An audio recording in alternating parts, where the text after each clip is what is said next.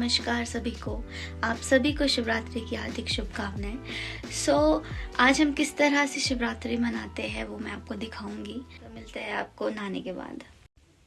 मैं रेडी हो चुकी हूँ, अब सारी प्रिपरेशन स्टार्ट हो चुकी है तो मैं आपको भी दिखाती हूँ। Let's go. तो सबसे पहले हमने बनाई पकैन। इसे इस तरह से तेल में पकाया जाता है।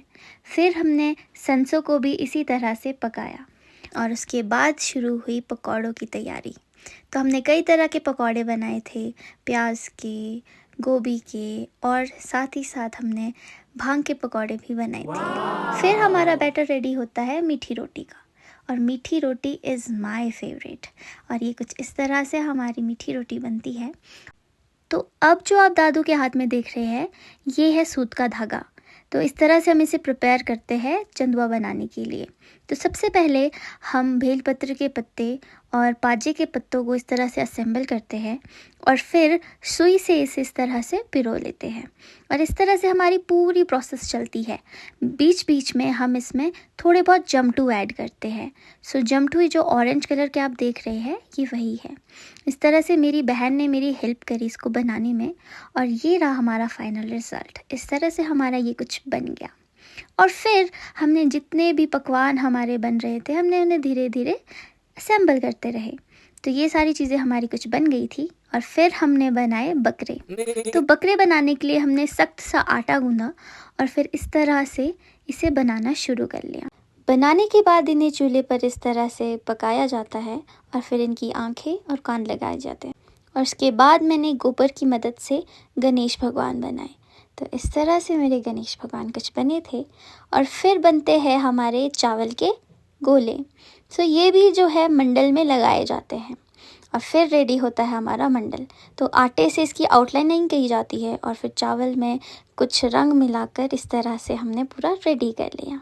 और ये है हमारे चाचू के रूम में।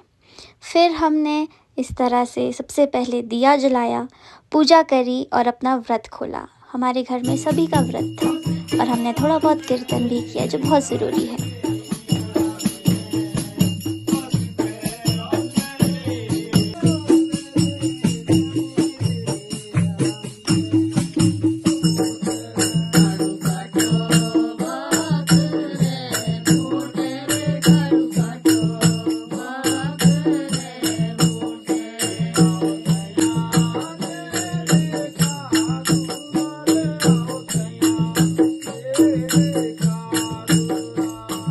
ऐसे ही कीर्तन करते करते सुबह हो गई और फिर बारी आती है शिव जी को विदा करने की।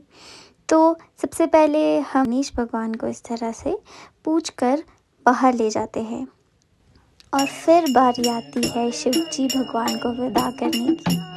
जो आप ये म्यूज़िक सुन रहे हैं, इसमें बस ये कहना है कि आप अपने घर आराम से जाना और अगले साल हमारे घर ज़रूर आना। और फिर हम इन्हें घर के बाहर इस तरह से लगा लेते हैं। That was it for the video. Hope you all like my video and also our culture.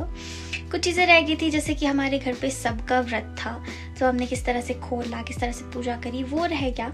Rather than मैंने आपको सब कुछ दिखाने की कोशिश करी। डू टेल कि आपको कैसा लगा in the comment, and also like, share and subscribe please. I need your help. Bye, मिलते हैं नेक्स्ट व्लॉग में।